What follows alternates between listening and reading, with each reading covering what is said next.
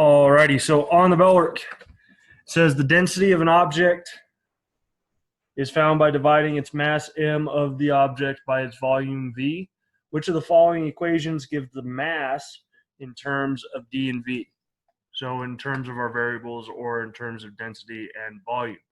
So the first thing we want to do is we want to write an equation for density. It says that density can be found by taking the mass divided by the volume. All right. So D equals M divided by V.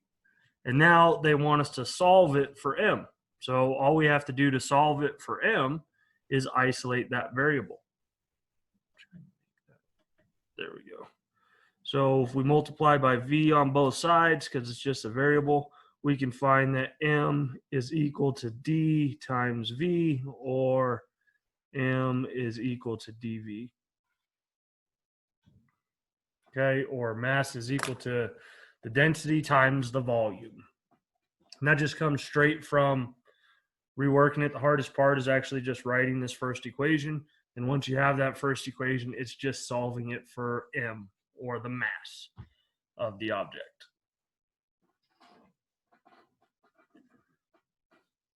Can everybody see that paper okay? I don't want to start something and have it be all messed up, because I'm going to have to write a little bit today. Okay, perfect.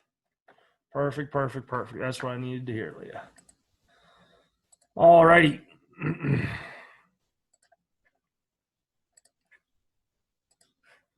Slideshow from the current slide. Perfect. Okay, so getting into our checks, 5-minute check over lesson 4.2 says write 62.973 or 3937 degrees into degrees, minutes, and seconds. So remember, we're going to write it down first. And then once we have it written down, we're not focused on the degree area, right? The degrees are going to stay. So we know our answer is going to be 62 degrees, but we got to figure out what are the minutes, what are the seconds. So first step, let's take everything to the right of the decimal. We're going to multiply that by 60, and that translates it into minutes. So we take 0.937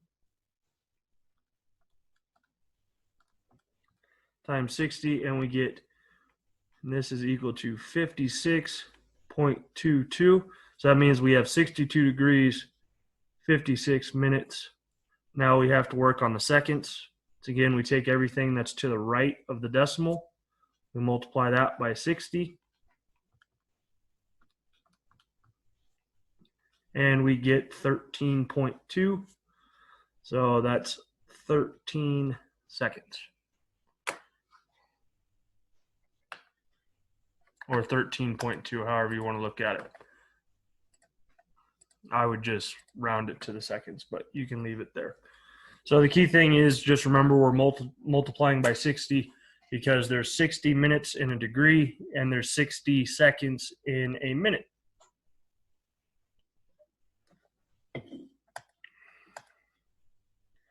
On the next one, here we got to do it a little backwards because we're going from DMS to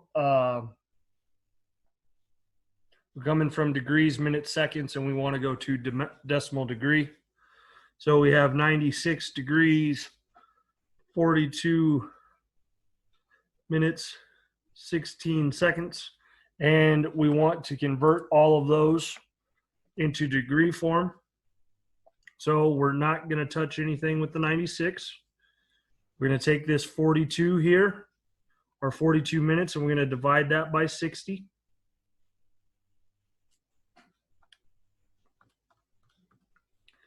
And that gives us 0.7. And then we're going to take 16 divided by 3600.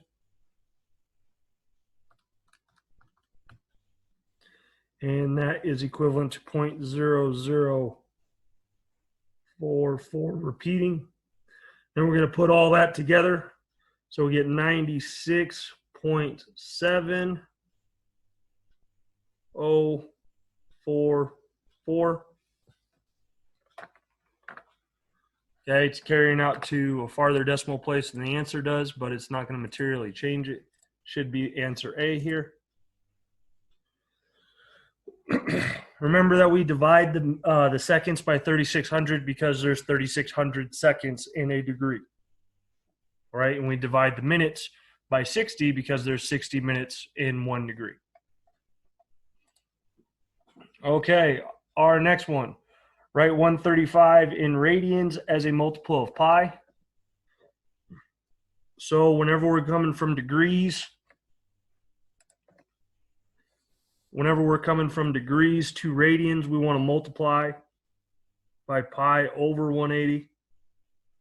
That simplifies down to 135 pi over 180 degrees, and then we just got to simplify those. 45 goes into both of these numbers, so that could be 3 pi over 4 after it's simplified.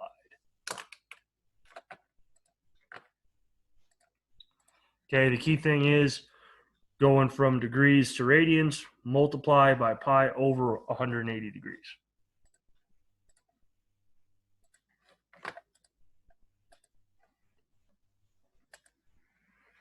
Next one, write 4 pi, a negative 4 pi over 3 in degrees. So here we're coming the opposite way. So get a new sheet of paper. So we have negative 4 pi over 3. And then to get it into degree form, we're going to multiply by 180 over pi. At this point, our pi's are going to cancel out. Okay, 4 times 180 is equal to 720. 720 over 3. If we simplify that, we get 240 degrees as a negative, because the negative stays.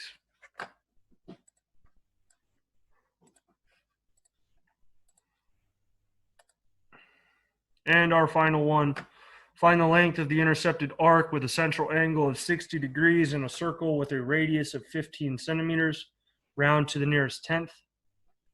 So arc length is equal to S. S is equal to R times theta, but theta has to be in radians, not degrees.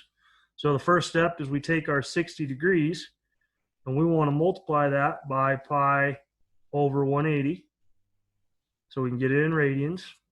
So 60 pi over 180 is going to be equal to pi over 3. Okay, so S is equal to pi over 3. Our radius is 15 centimeters. So if we multiply that and times that, okay, so S is equal to 15 pi divided by 3. If we carry that into the calculator, we get that S is approximately 15.708. They rounded it to the 10th. So this is going to be answer C. But just strictly from the arc length formula, that S, the arc length, is equal to the radius times the degree of rotation. But it has to be in radians. So 15.7. Perfect. Okay. So previously we found values for trigonomic functions for acute angles using ratios in right triangles. Okay, that was 4-1. That was just strictly sine, cosine, and tangent, and then we would use the reciprocal values. What we're going to be doing now is we're going to find the trigonomic functions for any angle. Okay, these are not going to be just acute. Okay, we're going to be able to find what the cosine of 180 degrees is, what the cosine of 270 degrees, that type of stuff, or 135. Okay, and then we're going to find the values of trigonomic functions by using the unit circle.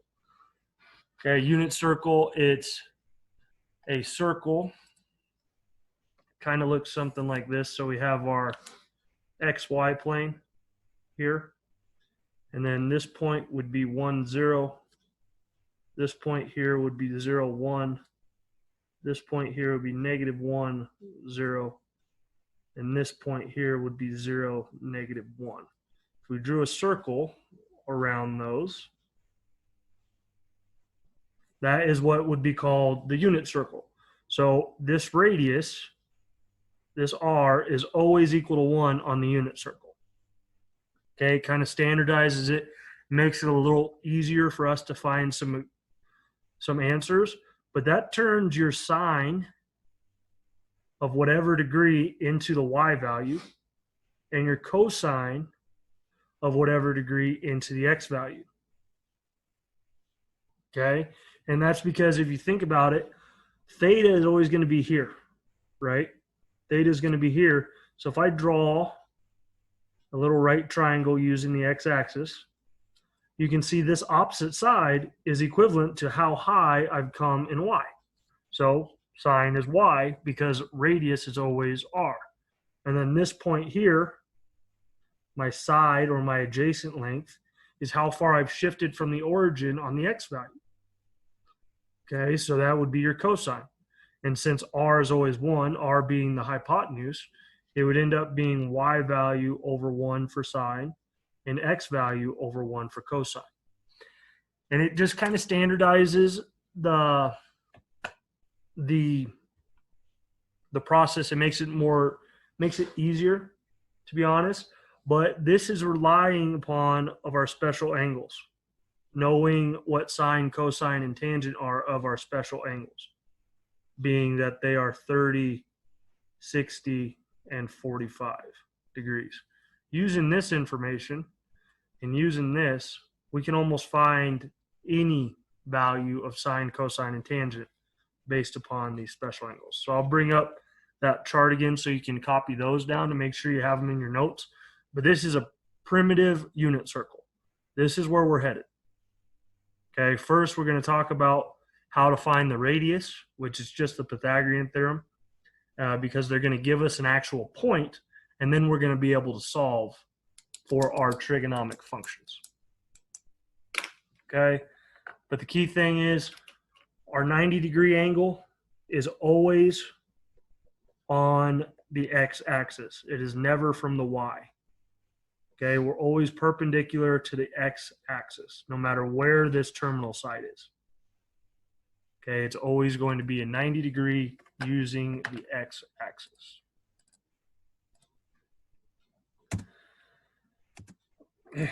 Okay, so that's where we're headed. Here's some new vocabulary for you. You have quadrantal angle.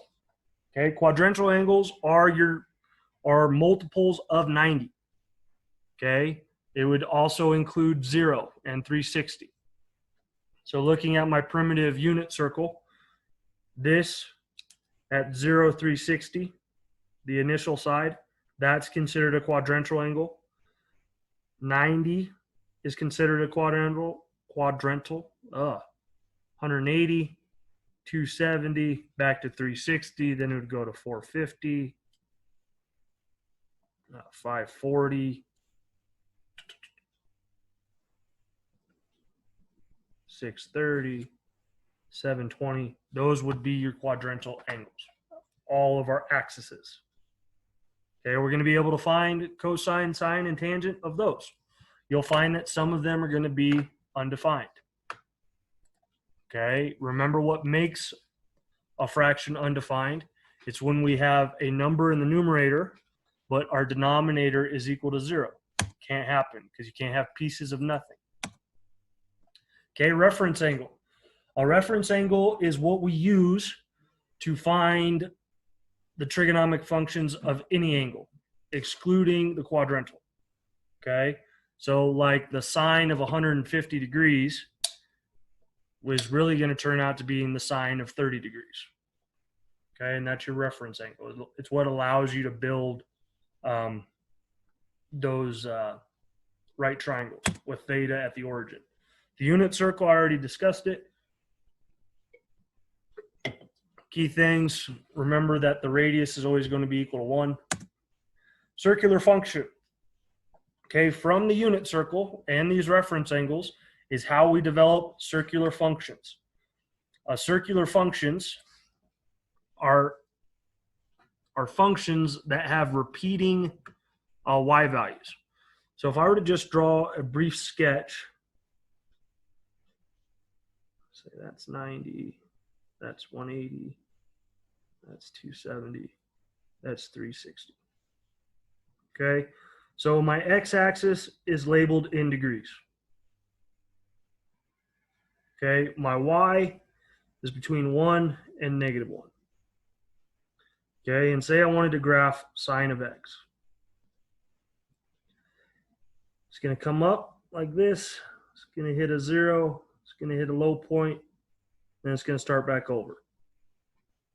Okay, and as you look at this sine function, if we were to expand this out, where I have 450, 540, 630, 720, you'll find that it's going to hit the same areas.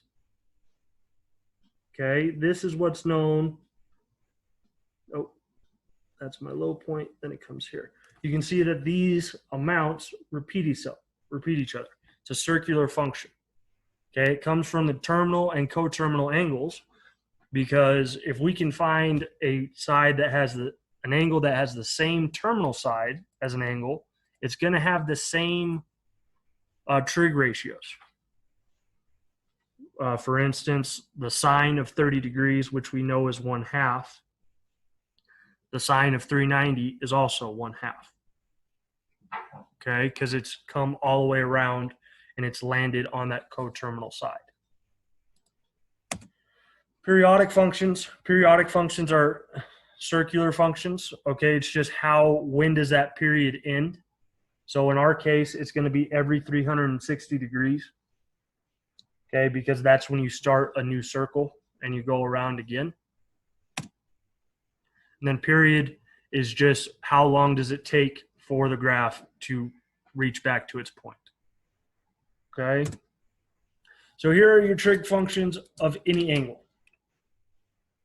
Okay, so it says let theta be any angle in standard position and point P, which is xy, be a point on the terminal side of theta. Let R represent the non-zero distance from P to the origin. So R is your radius. Okay, R is the radius here. It's also going to be referred to as the hypotenuse. So you can see you have the point PX right here. The value of the adjacent side is X. The value of the opposite side, which would be this dotted line here, is going to be Y. Okay, what this sets up is our different trig functions. So you can see sine of theta is Y over R. That's still saying opposite side over the hypotenuse. It's just now we've standardized where our opposite side is going to be and what value our hypotenuse is. Okay, so it's still opposite over hypotenuse, just in this case, it's going to be the Y value over the R value. Okay, cosine of theta is X over R. So once again, this is our 90 degree here. Our angle theta is right there. So the adjacent side is X, the value of X, and R is still the hypotenuse. Okay, tangent of theta is Y over X, opposite over adjacent. So our opposite side is still this dotted line here.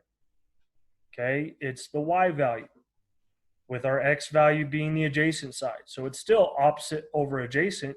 Once again, we're just standardizing and we're applying it to the coordinate plane.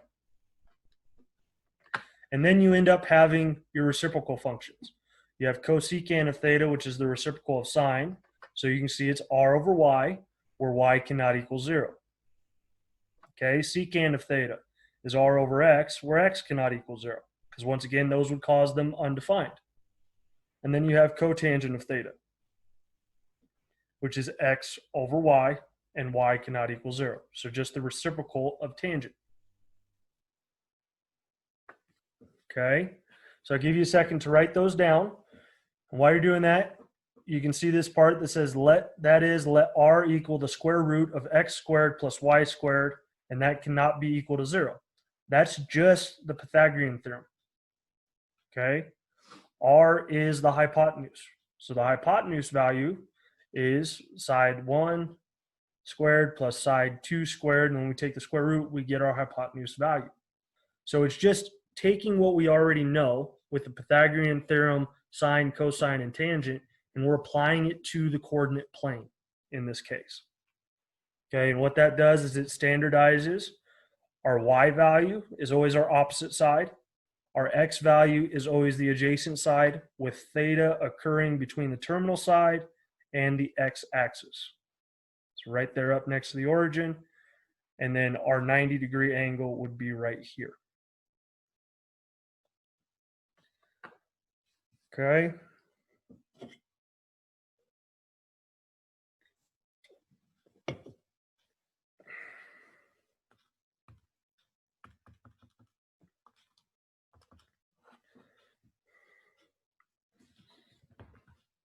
Give you another minute to copy that down.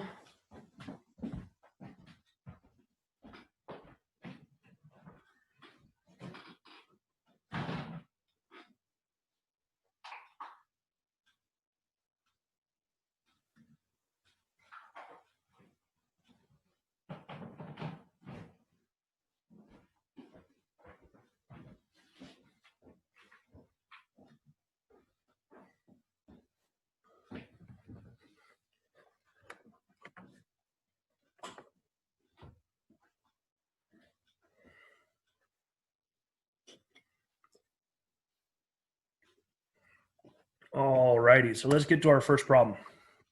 It says let negative 4, 3 be a point on the terminal side of the angle theta in standard position. Find the exact values of the 6 trigonomic functions of theta. Okay, so the key things. First, where does the point negative 4, 3 fall? 1, 2, 3, 4. Falls right about there.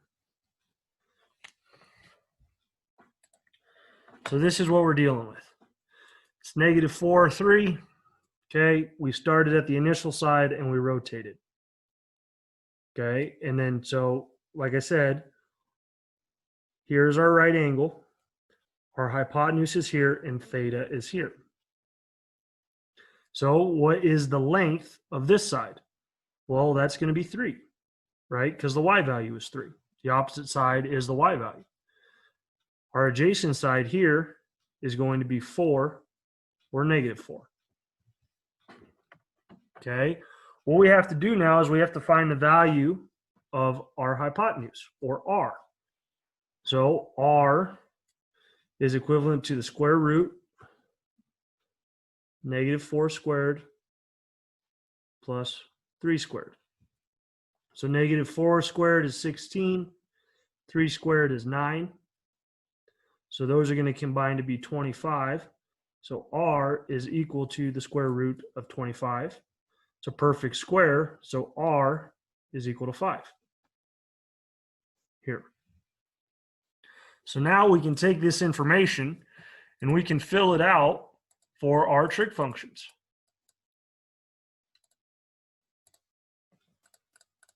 Okay. So sine is y over r. It's y over r. So y is 3, r is 5. So sine is going to be 3/5.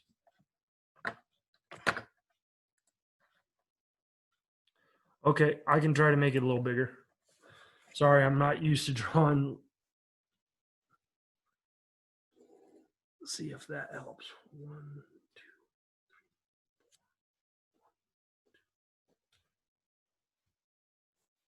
2. So we have that point here. Is that a little better? So this is still negative 4. This is still 3. Okay. Sorry, without a whiteboard, you'll find that I write like a child. So it just kind of happens. But with the whiteboard, it's so big, you know you got to write big. On a piece of paper, it's difficult. So basically what I've done here is I have my opposite side, I have my adjacent side. I ran the Pythagorean theorem to find my hypotenuse, which is 5. Okay, that's what I'm dealing with so far. And now I'm going to fill out my trig functions. So sine of theta, once again, is y over r, which would be 3/5. Cosine of theta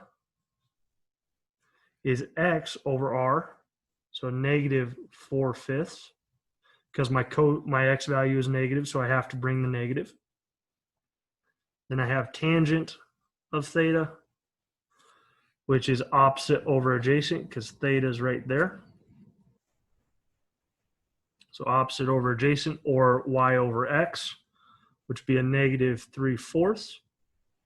Now I can take these and turn them into my reciprocals. So cosecant of theta is 5/3. Secant of theta is a negative 5/4. Cotangent of theta is a negative 4/3. Okay, so I was given the point negative 4, 3. And all it said was that it found the terminal side. Right? So this being the initial side, I rotated here. So this is my terminal side. That was the point that I was given. I used those to run the Pythagorean theorem to find my hypotenuse, or the value of r. Okay, and then once I find that value, I can plug in my trig functions. Okay, and like I said, the key things to remember is that my 90-degree angle is always perpendicular with the x-axis.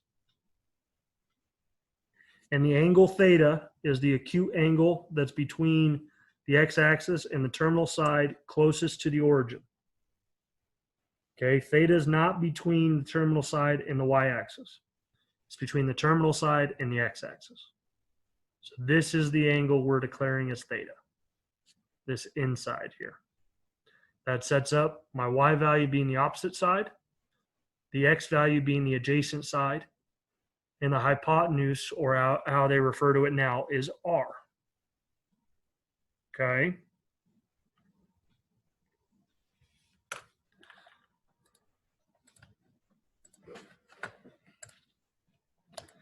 So, first they run the Pythagorean theorem. And they get the square root of 25, or 5. And we always take the positive square root. R is never negative.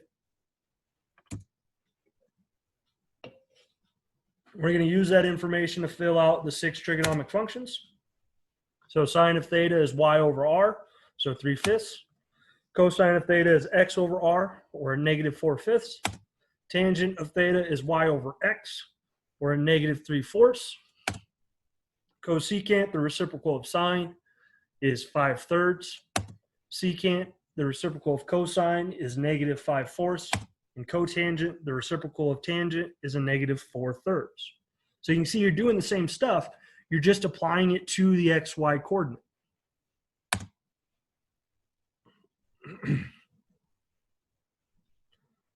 Okay, and keep in mind that we are given the point. Sooner or later, they're going to give us the angle of rotation, and we're going to use that information to fill it out. Okay, so let negative 3/6 be a point on the terminal side of angle theta in standard position. Find the exact values of the 6 trigonomic functions of theta. So this one, we approach it the exact same way. First, we have to ask ourselves, where does the point negative 3/6 fall? Well, if I draw my xy plane, it's 1, 2, 3. There's my negative 3. 1, 2, 3, 4, 5, 6. Right there. Bang, I've rotated there. There's my 90. This value is 6. This value is negative 3.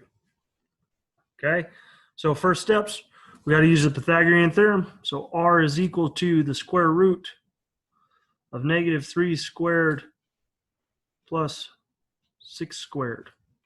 So negative 3 squared is 9, 6 squared is 36. So r is equal to the square root of 45. Okay, here we have a little bit of an issue because 45 is not a perfect square. So what would we do in this case? Well, we'd break it down to what perfect square goes into it. So 45 can be split into the square root of 9 and the square root of 5. If you multiply those two together, you get 45, 9 being the perfect square. So really, it's 3 square root of 5 is our value of our hypotenuse, or the value of r. Okay, so now at this point, we'd fill in the same.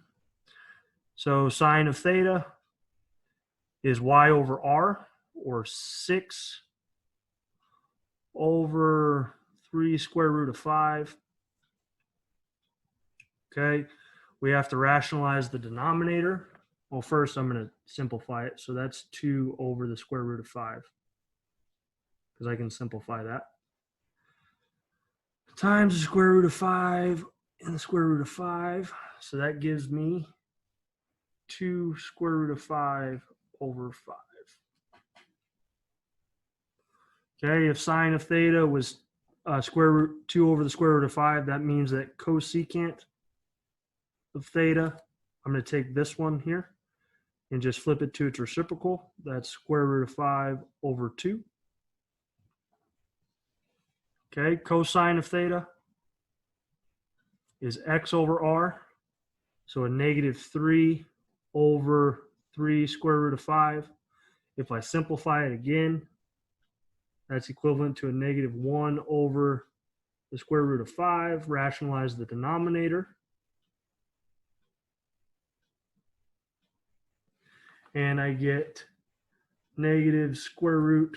That's a terrible square root sign. Negative 5 over 5. Negative square root of 5 over 5. Secant of theta is the reciprocal. So if cosine was negative 1 over the square root of 5, that means that secant of theta is square root of 5 over negative 1, or just the negative square root of 5. Okay, tangent of theta, finally one we don't have to rationalize the denominator for. It's opposite over adjacent, with theta being here, or y over x. So that's 6 over a negative 3, which simplifies down to a negative 2. And then cotangent of theta is negative 3 over 6, which simplifies down to a negative 1/2.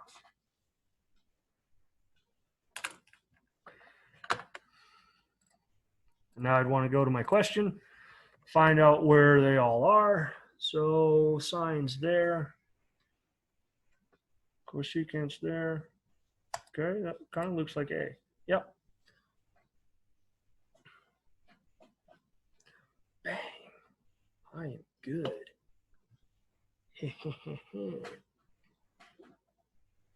Teachers become a master. But you can tell it's doing the same stuff.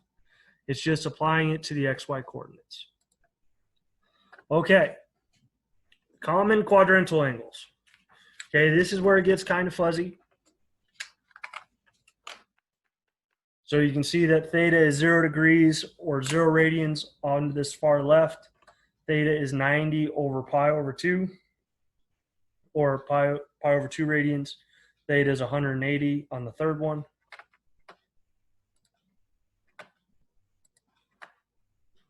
Do we draw this? It can be beneficial for you. It can be beneficial for you, but if we think about it logically, we can see that when we hit a quadrantal angle, the value of r is going to be mimicked by the value of x or y, right? So let's say we're just working with 0 degrees here, or 0 radians. So this r value matches my x value, and my y value is 0. So that sets up a situation where, since sine of theta is y over r, in this case, for a 0 degree or 0 radians, that means that sine is going to be 0 over r, whatever value r is. I mean, we could extend it out to be 1500 if we wanted to, but we're going to use simple numbers. We want to make it as simple as possible for us. So we're always looking at r being 1 for our quadrantal angles. And that's because it's going to mimic either our x or our y value. So on our 0 degree radian, because 0 degrees is right here, right? This point is r over 0, right? Because we haven't left the x-axis, so the y value is 0. So sine of theta is going to be y over r, or 0 over r. So the sine of theta, in this case, would be 0. The cosine of theta, since that's the x value over r, and you can see our r value has replaced x, that means that the cosine is going to be x over r, since they're the same value, that's going to be 1. Okay, and remember, r is always positive. It's always positive. So if we were to take, say, cosine of 180 degrees, okay? So 180 degrees, we start here on the initial side, and then we rotate to our negative x-axis, right? And that's our r value. So you can see that this is still r over 0, but it's really a negative r over 0. Okay, but when we're considering the functions and the actual ratios, r is always positive. So cosine of this is x over our r value, which would be equal to a negative x over r, right? Because we're on the negative side of the x-axis. And since these two are the same number, that simplifies down to a negative 1. Okay, so when we're using the quadrantal angles, we just have to remember that r and either x or either y are going to end up being the same answer. So you'll find that cosine and sine of each one of these is going to be equal to either 0, it's going to be equal to 0, 1, or negative 1. And that's for cosine and sine. The three values that it can possibly be for a quadrantal angle is 1, 0, or negative 1. Okay, it's the only way that it can happen. Tangent, on the other hand, because it's at y over x, okay, you can end up with an undefined tangent. Like for theta being 90 degrees here, or pi, you can see our r value is the y. So sine of 90 would be 1 for a 90 degree angle. Cosine of 90 degrees is 0. Okay, because that's x over r. So 0 over r is just going to be 0. But tangent is undefined because tangent of theta is y over x. So a value that we have for y over a 0 causes it to be undefined. So tangent in a lot of these cases is going to be 0 or undefined. Okay, if we're looking at 0 degrees or 0 radians, tangent being y over x, you can see that the tangent of 0 is 0. The tangent of 90 degrees, or pi over 2, is undefined. The tangent of 180, since it's still y over x, is still 0. And then the tangent of 270 is undefined again, because our x value is 0. Okay, that sets up for our reciprocal ratios. Okay, so wherever sine is 0, the reciprocal ratio of cosecant has to be undefined. Okay, so let's consider the sine of 0 degrees. So it's sine is y over r. Okay, but then when we flip that to get cosecant, we end up with r over y. Our y value is 0, so that causes cosecant to be undefined at 90 degrees. Okay, and then it'll be 1 here, then it'll be undefined at 180, and -1 at 270. Because when we were considering our ratios, the r value is always positive. Okay, once we're considering the ratios, the r value is always positive.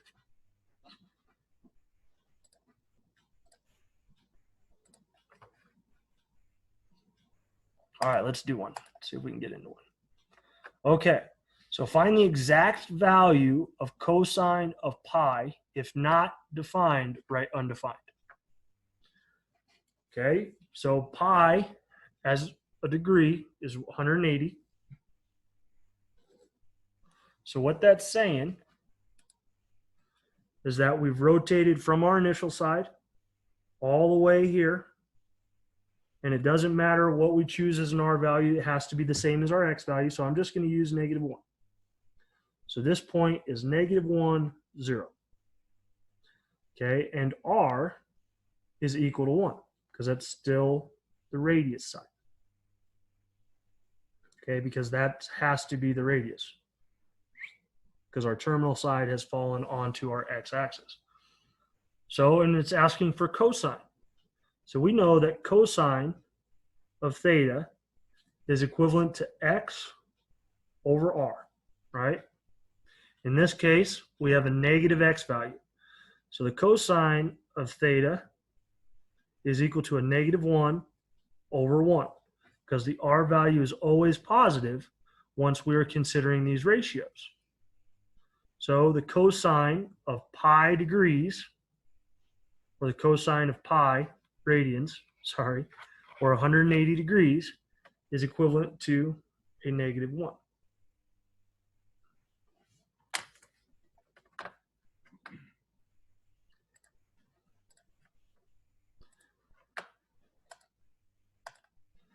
So the terminal side of pi in standard position lies on the negative x-axis. Choose a point P on the terminal side of the angle.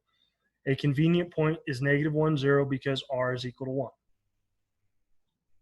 Okay, and like I said, it can be, you could really choose any point you wanted to on that x-axis.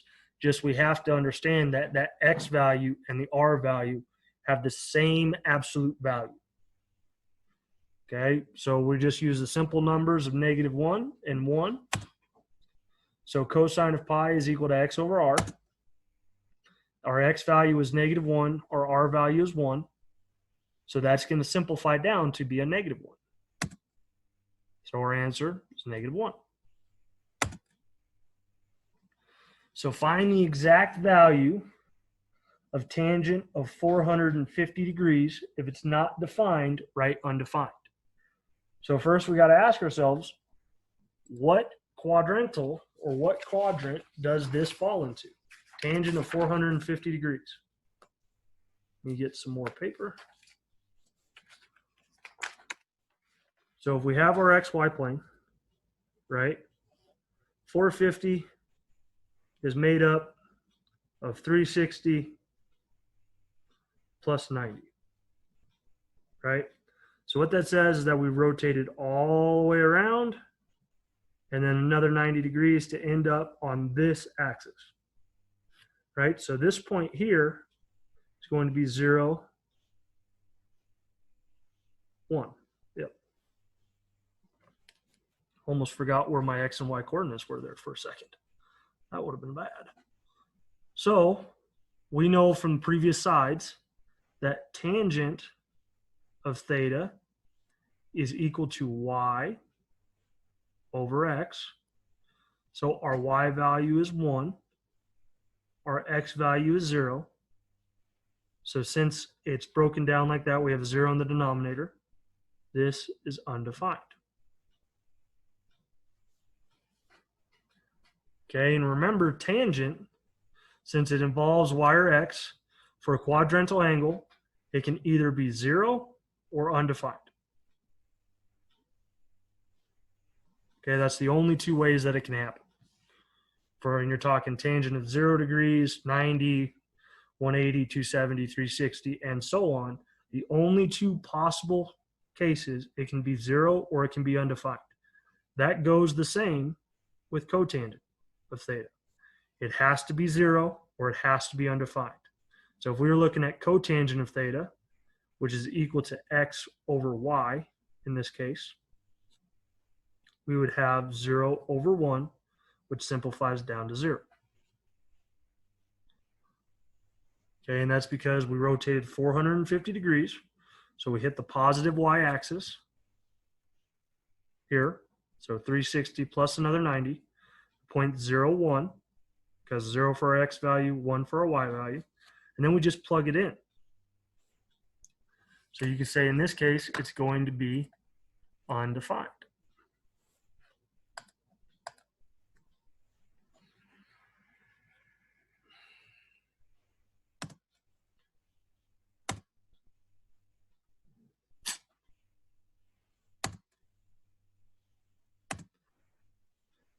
Okay, so find the exact value of cotangent of theta, which is 7 pi over 2.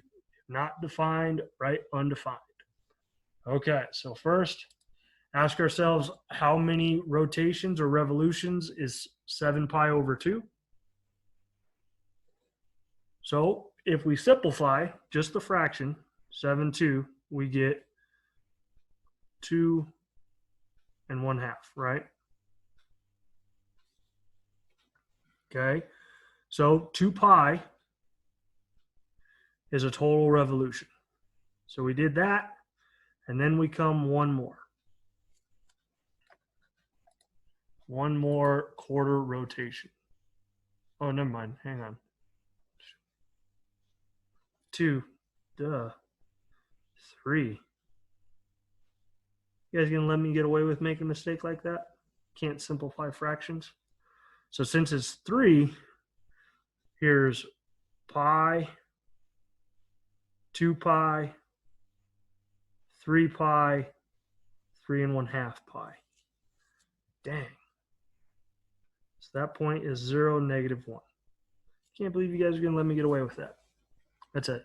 It's a simple, dumb mistake. Okay, and we're asked to find cotangent of theta. So cotangent of theta is equal to x over y here, right? So our x value is 0. Our y value is -1. We don't pay attention to the negative because it's still just 0. 0 parts of anything is 0. But the hardest part of that was simplifying, because you got to simplify to determine how many rotations you made. So 1 pi, 2 pi, 3 pi and 1/2.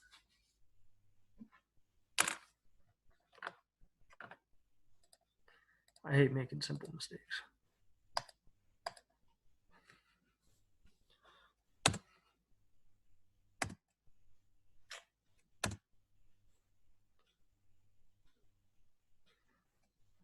Okay, so what time is it?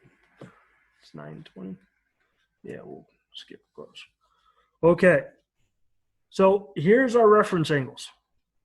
This is how we're going to find different degrees, or we're going to find the trig functions of other angles that are not quadrantal, that do not fall. Okay, so if theta is an angle in standard position, its reference angle is the acute angle formed by the terminal side of theta and the x-axis. Reference angle theta for any angle between 0 and 360 degrees, or between 0 and 2 pi, is defined as follows. Okay, so you can see when we're in quadrant 1 or anything less than 90, we can just take theta being there. Okay, when we're in quadrant 2, our reference angle is the distance from our terminal side to the x-axis. So if this was 150 degrees, we'd be working with 30 degrees here. Okay, quadrant 3 is when we've rotated more than 180 degrees but less than 270. Okay, so we end up with this being our reference angle. Okay, in quadrant 4, we've rotated past 270 degrees, and theta, or the reference angle, is between the x-axis and the terminal side here. Okay, so we got to pay attention to where we're rotating. So less than 90 degrees is quadrant 1, or less than pi over 2 is quadrant 1. Quadrant 2 is more than pi over 2 but less than pi, or between 90 and 180 degrees. Quadrant 3 is between pi and 3/2 pi, okay, or between 180 degrees and 270 degrees. Quadrant 4 is between 3/2 pi and 2 pi, or between 270 and 90 degrees.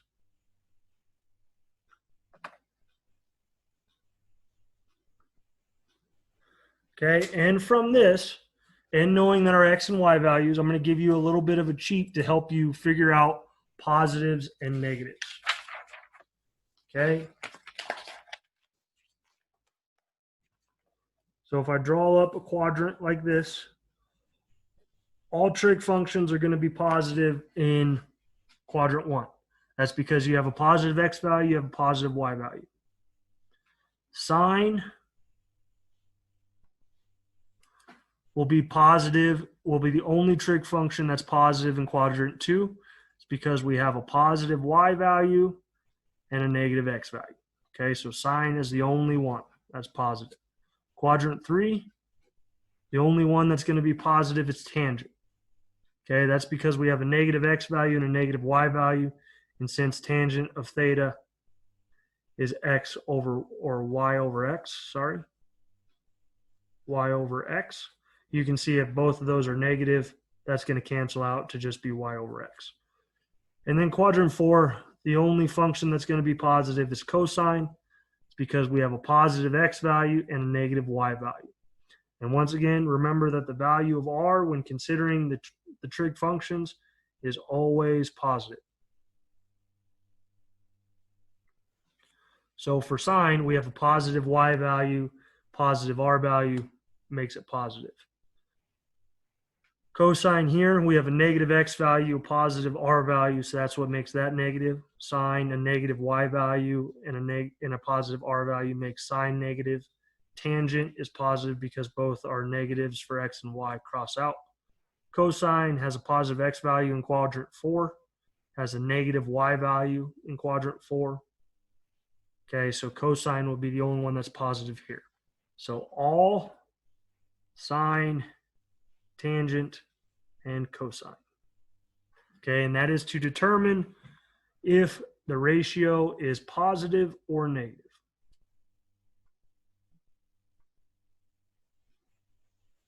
Okay, you can also apply that to when they give you a certain point. But using this information, we can make it pretty simple for us. Okay, because you're going to see a lot of repeating angles, a ton of repeating angles. So our first one, sketch a negative 150 degrees, then find its reference angle. So we draw our quadrant, draw our XY plane, negative, so we're rotating. Okay, so it's here, and that's going to be about here. So that's negative 150 degrees. What would I need to rotate to make up this other bit? Well, that's 30 degrees, right? Because that's 180, and I rotated to negative 150. So my reference angle is right here, with theta being a negative 150.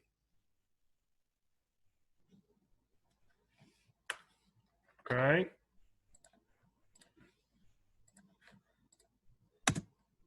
So coterminal angle is negative 150 plus 360 or 210. Therefore, the terminal side 210 lies in quadrant 3. Therefore, its reference angle is 210 minus 180 or 30 degrees. Okay, they did that a whole lot. Since it was a negative angle, they found a positive coterminal angle, which would be 210 degrees, and then they plugged it into 210 minus 180. Okay, in my case, I don't really worry about finding the coterminal angle because I can remember that this is 180 degrees. It's all centered around that.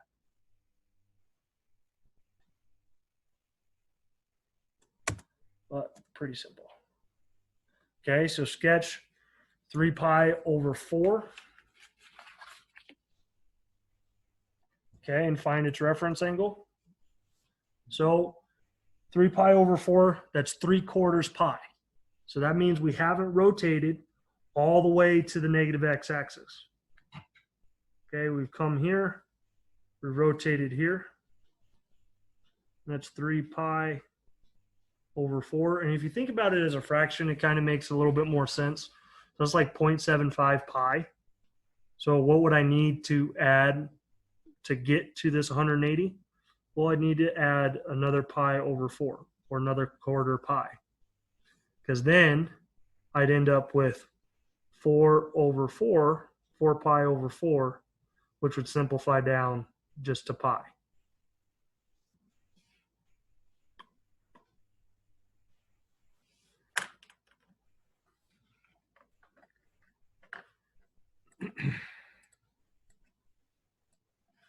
Okay, they're going to take terminal side of 3 pi lies in quadrant 2, therefore its reference angle is pi minus 3 pi over 4 or pi over 4. Okay, remember if you do it this way, you got to get a common denominator. So you'd have to multiply this by 4 over 4 to get 4 pi over 4. Then you could do out your subtraction.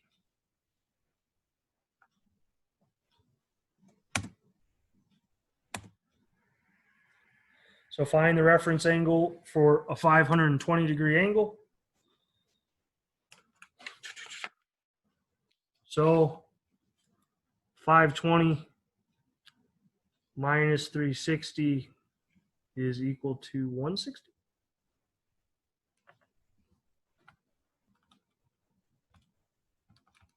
Yeah. Okay, so what that means is that we've taken it here, we've rotated completely around. That's our 360. Now we got to go 160 degrees here. So that's 520 degrees. So to make up this, that means that this rotation is 20 degrees.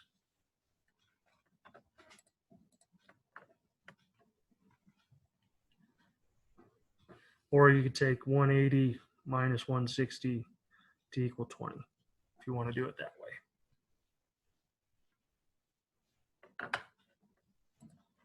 Okay, let's get to where we're actually using these reference angles. Okay, evaluating trigonomic functions of any angle.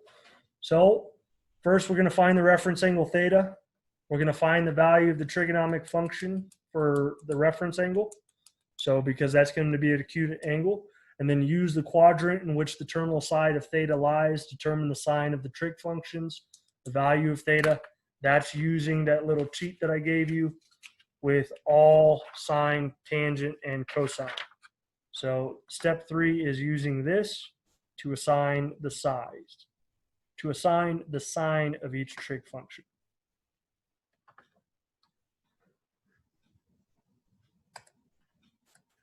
But it's basically applying that whole process. All right, let's get one. Okay.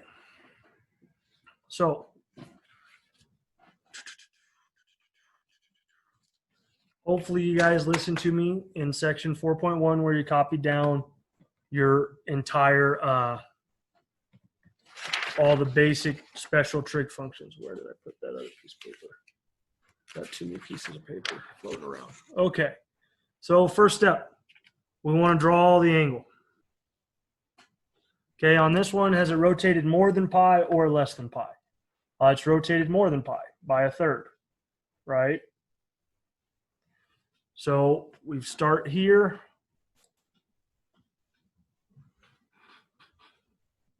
there's pi right about there is 4/3 pi, or 4 pi over 3. So that means we've carried 1/3.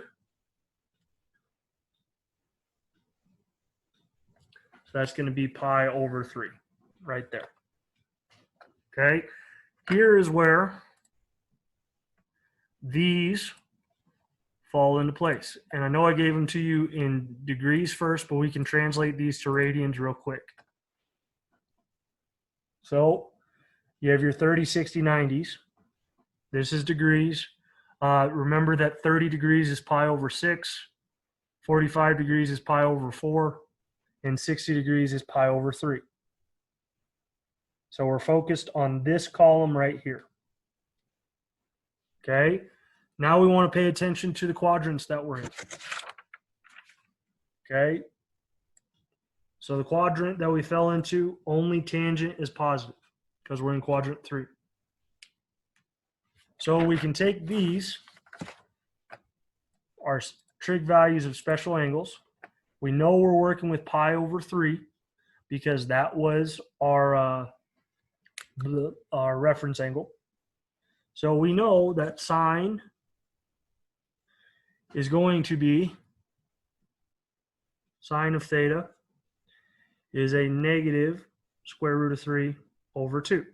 And the negative because it's the only one that is, because we're in quadrant 3, where only tangent is positive. So cosine of theta is going to be a negative 1/2. Tangent of theta is a positive square root of 3. Cosecant of theta is a negative 2 square root of 3 over 3. Secant of theta is equivalent to a negative 2. Cotangent of theta is a positive square root of 3 over 3. That's why these are clutch. They help you so much because a lot of your reference angles are going to follow where you have a 30, 60, or 45 degree. And just for the sake of it, I'll write it down. 30 degrees is pi over 6. 60 degrees is pi over 3. 45 degrees is pi over 4. So you can see now what I've done, because I knew this was pi over 3 because that was my reference angle. And then I used the ratios for 60 degrees because 60 is pi over 3. It's the same. And then all I had to do was assign positives and negatives and plug it in. So sine of theta was a negative square root of 3 over 2. Cosine, negative 1/2. Tangent, square root of 3. Cotangent, square root of 3 over 3 is a positive. Secant of theta is a negative 2. Cosecant of theta is a negative 2 square root of 3 over 3. Okay, and I know those 100% because those ratios are common occurrences, right? So the first thing that they're going to do is find the reference angle, which is pi over 3, right? That's 60 degrees. And if you look, so sine of 4 pi over 3 is really equivalent to a negative sine of pi over 3, which is negative 3, negative square root of 3 over 2. They only asked for sine. Oh, yeah. Well, I did them all. So I did more work than was necessary to answer the question, but you guys get the point of how these reference angles work. All right. So now we want to find the exact value of tangent of 150. So first, let's draw our angle. Right? It's 150 degrees, so it's past 90. We'll say that that's roughly right about there. That's 150 degrees. That makes our reference angle here 30 degrees. So what is the tangent of 30 degrees? Well, if I go to my cheat sheet, or what I should have in my notes, because I can't quite remember it off the top of my head. You can see that tangent of 30 degrees is equal to the square root of 3 over 3, right? But then where did it fall? It fell in quadrant 2, where only sine is positive. So since only sine is positive, the tangent of 150 degrees is equal to a negative square root of 3 over 3.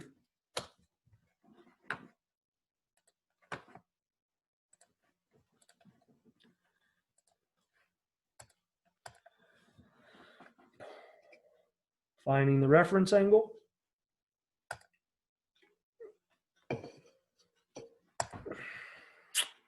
Boom. Then they just plugged it in from our special angles.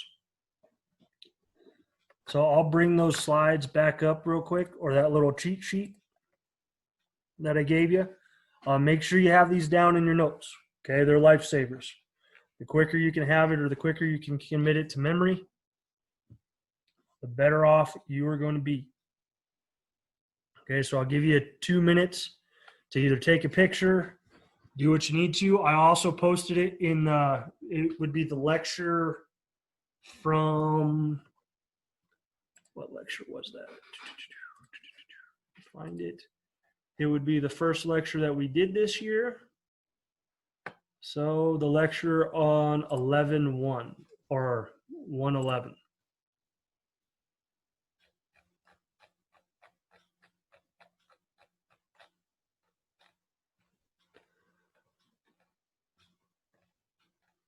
Right there. Okay. 1 minute.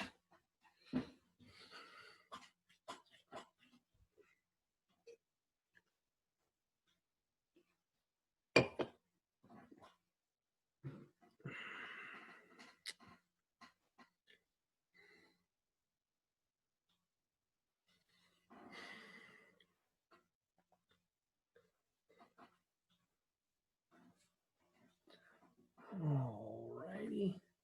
Got to make a little bit more progress. So we're going to get back into it.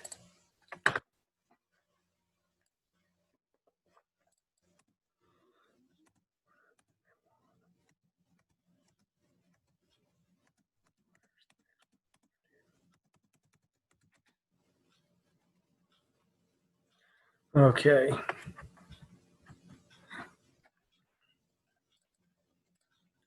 Next type of problem you're going to get is it's giving you the ratio. Okay, and this is where sine is greater than 0. We want to find the values of the remaining 5 trig functions.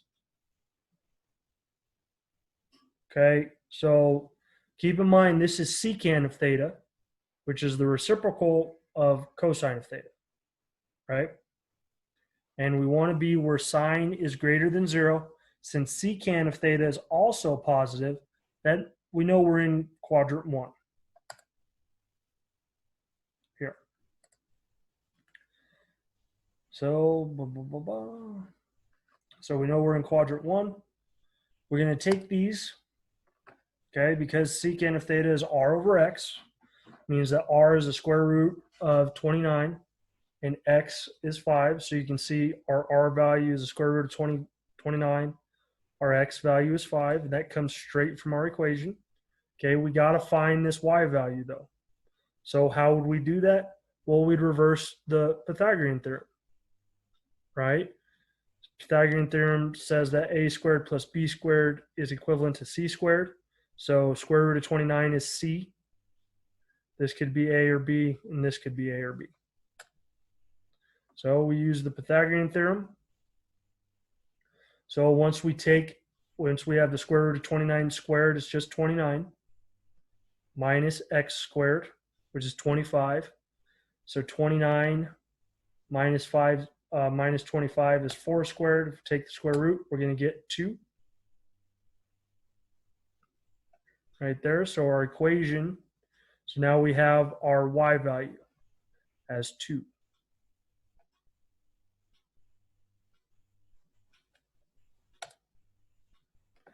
Okay, and then we take this information to plug in to get our trigonomic ratios. So sine of theta, since it's y over r, is 2 square root of 29, and then this is what they do after they rationalize it. Okay, cosecant of theta, the reciprocal of sine is r over y, so square root of 29 over 2. Cosine is x over r, so 5 over the square root of 29. Then they rationalize the denominator.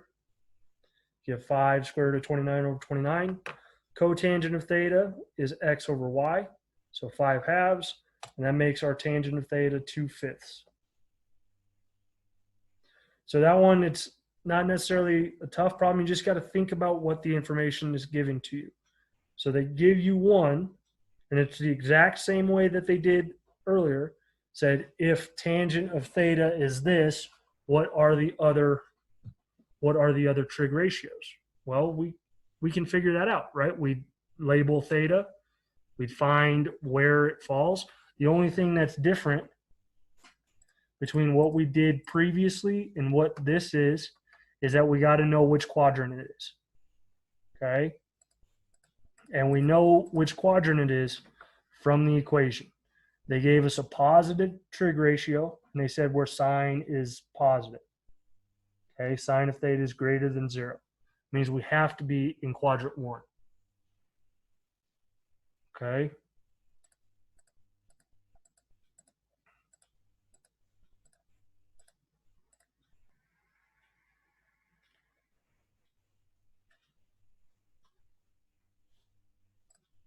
Gotta get to the unit circle. Double check what we got here.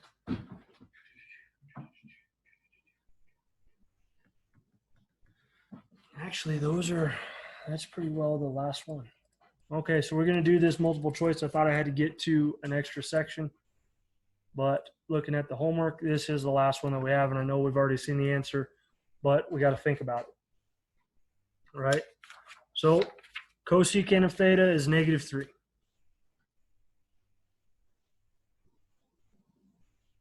It's equal to a -3 or 3 over 1.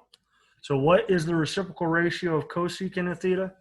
Well, that's sine of theta, right?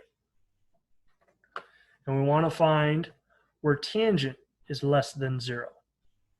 So on our guide here, we've been given a negative cosecant or negative sine. So it can't be either of these two, right? It can't be either of these two quadrants. It has to be this fourth quadrant here, because that's the only area where tangent is going to be negative and sine is going to be negative and cosecant is going to be negative, right? So we know that this falls into quadrant 4. So the only positive ratios we're going to have is cosine. Okay, so what we can do, we can draw this. Okay, cosecant of theta is r over y, right?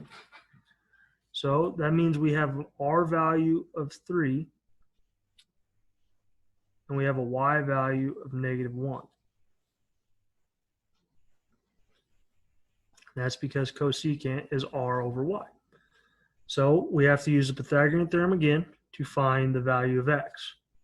So 3 squared is equal to -1 squared plus, I'll just put x squared, right? So 3 squared is 9, -1 squared is 1, plus x squared. So we subtract 1 from both sides, get 8 is equal to x squared. Take the square root of both sides is equal to x. So here we can break this down to the square root of 4 and the square root of 2, or 2 square root of 2.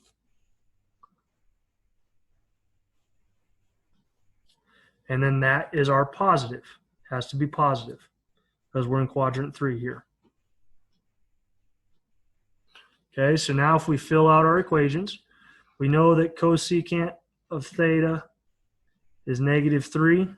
So that means that sine of theta is opposite or y over r. So that's a negative 1/3. Cosine of theta is square root of 2 over 3. 2 square root of 2 over 3. Secant of theta is the reciprocal. So that is going to be 3 over 2 square root of 2. Once we rationalize the denominator here, we get square root of 2 over 2. So that is equivalent to 3 square root of 2 over 4. Because square root of 2 times square root of 2 is going to give me 2. Times 2 again gives me 4.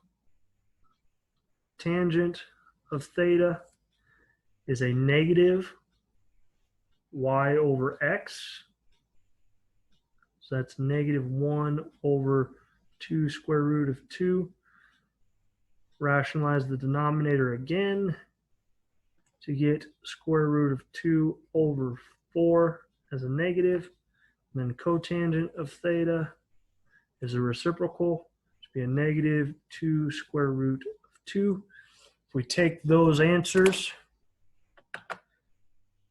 and we correspond it to our matches, we already know it's answer C. Just double checking to make sure I'm right. That would be embarrassing.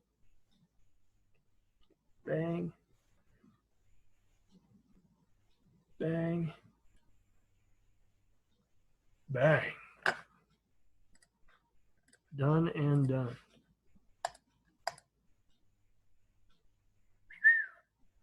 Awesome. Okay, so those are the types of problems that you have on your homework for today. Okay, at this time, feel free to leave the Zoom call. I'll leave it running for the last 7 minutes. That way you guys can